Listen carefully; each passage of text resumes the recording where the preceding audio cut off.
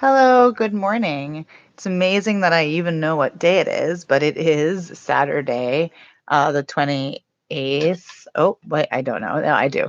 The 28th of March, coming to you from Brooklyn, New York.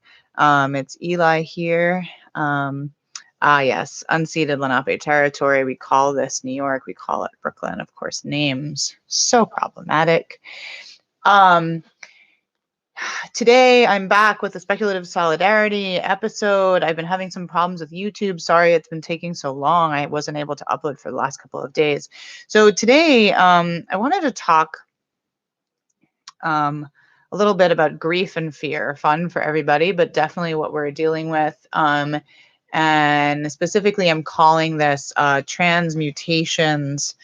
Befriend, acknowledge, and articulate, because sort of similar to what we were talking to last time about sort of with anger, the ability to name these things and look at them in the face and take a kind of a cool relationship to them, as opposed to allowing them to sort of like wash over our bodies and continually create nervous system issues, is a lot of our work in these days. And so I'm going to do something today that I don't normally do, which is that I have written what I really want to say down. And instead of just riffing, I'm going to mostly sort of read and kind of riff on what I've written, so that I make sure that I get to everything I wanted to say. So the description that I wrote for this, and I'm just going to read that first, is in these days, we are facing a wave of grief, a spectre of loss, unlike ever in most of our lifetimes. Coming at us from all sides, it asks us to face our mortality and relationship with death, threatens to dismantle our understanding of where we may have found meaning and sense making, puts the ability of many to care for themselves and their loved ones at risk. In the midst of this, the question of labor, which we've been talking about a lot, and the pressure to labor remains, even as the body rails in protest, asking you to attend to the inner crisis, mirroring the external one.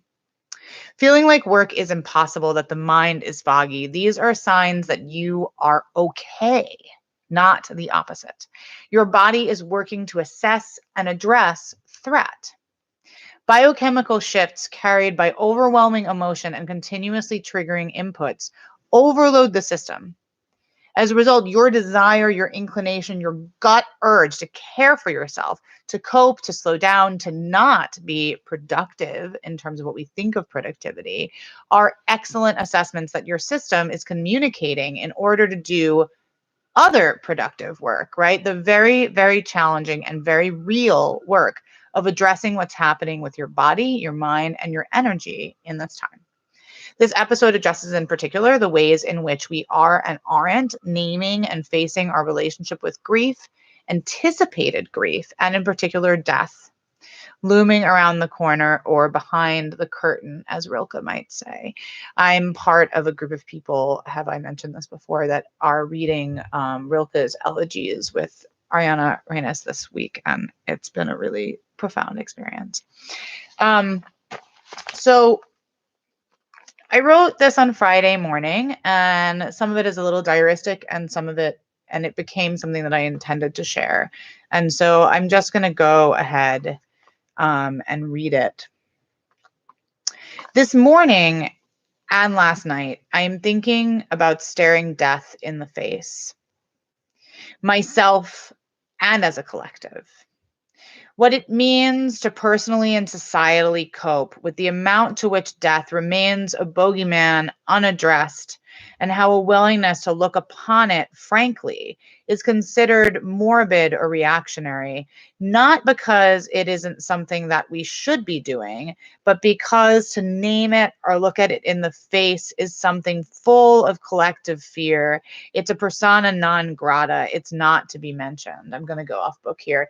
I've done this a couple of times this week, and in particular, like I did it in a meeting, and my sort of willingness to say, hey, I'm thinking about what it would mean for me to die and, soon, because I feel like this threat, even if is something that we really don't understand. What would it mean for me or someone I know to die? And the faces that I got as a reaction were sort of like, why would you say that? And it wasn't that people didn't think that that was a possibility, but that the possibility is something we're supposed to kind of not name and work around. Right?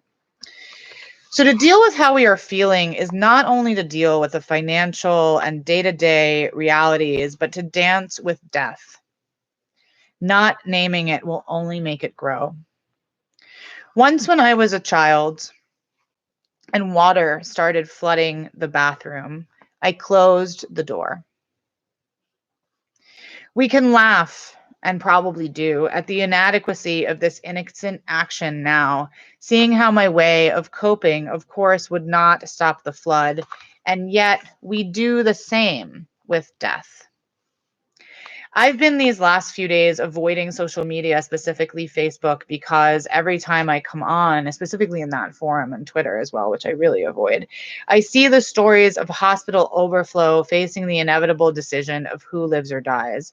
So too, more and more, do I see the stories of a friend, one by one, who's died. And now a mentor and very close person in my life, Michael Sorkin, who I studied with in graduate school and who was a friend and who I worked for and with for many years, has died of COVID 2 days ago. So these friends, the people who are dying, are often not old. They often were not in ill health. Death came suddenly and swiftly for them, unbidden and unexpected. And then it happens. So yeah, when it happened with my mentor this week, I was thinking, like, as much as we don't want to, we, in part, every one of us must prepare for the inevitability of losing people in this time. It is asking us to face mortality, to process our fears around the life cycle in a way to befriend death in ways that other cultures maybe have done and that we have avoided doing. For those of us who have struggled with anxiety, and I am one, especially connected to illness, the fear of death and familiarity with the notion that it could be close at hand is not unfamiliar. In a case like this, these fears, so often framed as paranoia, become maybe well-founded. But this isn't a reason to spiral into an anxiety that's out of control, right? It's not an anxiety that one might die or that one's loved ones might, but a recognition, an acknowledgement that most of us have avoided thinking too much about this. I simultaneously fear death and what I don't know about it.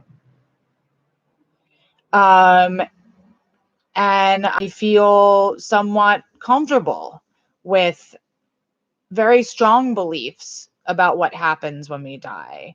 And when I pull back, I'm able to find a recognition of death as part of life and a belief that it is not, in fact, the end. Sorry.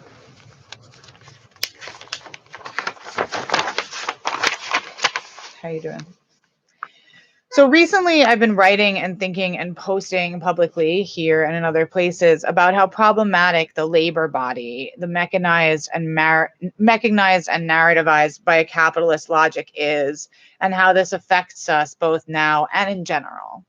The difference between how to human, which I've talked about, and how to institution is something I've been working on for years, and sadly is our systems generally teach us the latter. Our capacities for facing emotional health, even our bodily health, are not given priority, right? They are often involved in a performative and non-integrative way that actually does not allow us to choose to fully take care of ourselves.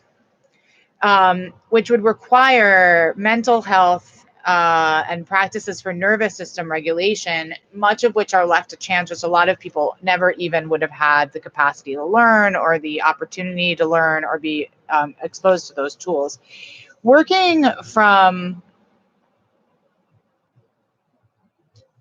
oh, sorry. I can't read my own handwriting. Ah, yes. So we're being told in terms of like our productivity and people working from home that it is necessary, right? That we are needed to support capitalism moving forward so that we can be sustained, right? So that our bodies and our minds and our nervous systems um, can be sustained, that somehow a requirement for that is that we need to labor in this way that we have been told that we need to labor. But what's happening to many of us, and certainly to me, is that the work that I have to do internally every day, my body, I'm balking at the overload of what I normally expect of myself. And the lesson is actually that in general, I require more than is actually okay. And many of us may be finding this.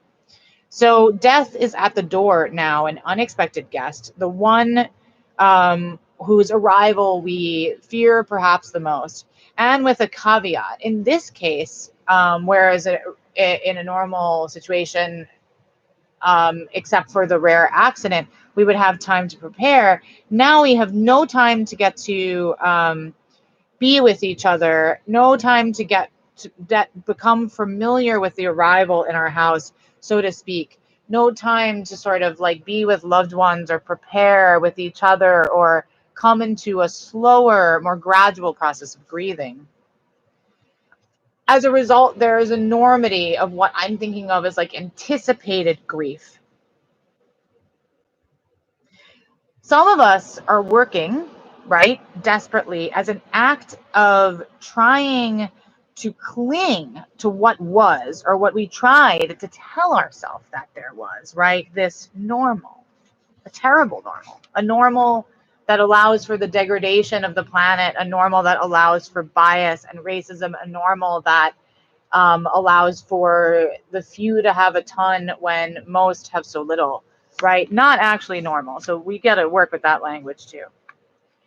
So it may be frustrating to those of us who are willing to sit in this when others are so much clinging to the normal. And if those people are in power over us and have positions of telling us that we should be working, right, that can be very difficult because we can have compassion for that person. But where is our room to take what we need, right? Others avoiding engagement because of their own mental struggles, right?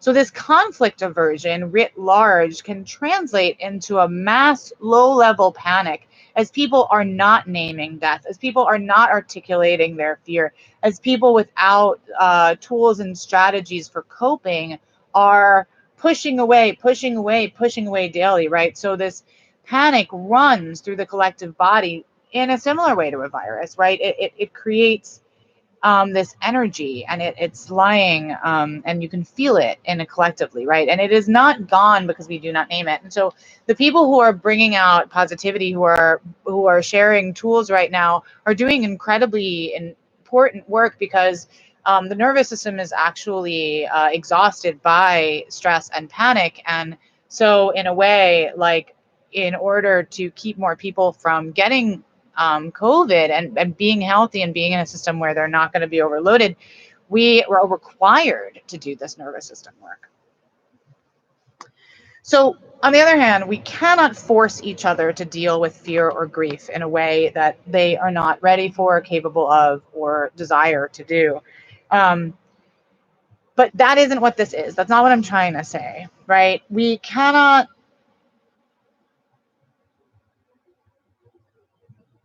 Oh, what did I say here?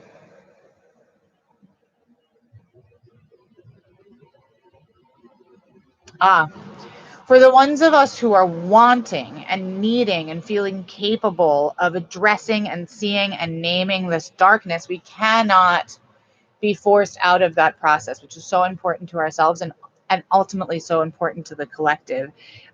This is a vast unknown and unknowable. Some of us are attempting right now to offer it purchase right into our days, while others might try to dissuade us from this process, from this processing of human experience, right? This learning, perhaps for the first time, how to sit in this with peace in our heart and our bodies rather than accepting the dysregulated norm of institutionalized, enforced hustle. You are consciousness in a biomechanical field. You are a body full of words and perceptions. Around you is story. Within you is story. And now the biggest changes maybe in your entire life to everything you knew, thought you knew, everything you feel. Calling it these things doesn't make it more real. In a way, it is a first step towards being able to breathe into this and reflect and receive and live with it, to open the door to the flood, to step into the water and to locate its source. I hope this has given you something, some solace, some permission. In a way, I'm processing also, right? And so as I process, I try to share it with you in the case that it might help someone else. Please leave comments. Please get in touch with me. I'm doing my best. We're all doing our best. Naps are great. Follow the nap ministry for great insight on naps. All right, sending you love. Onward, fellow humans. Bye.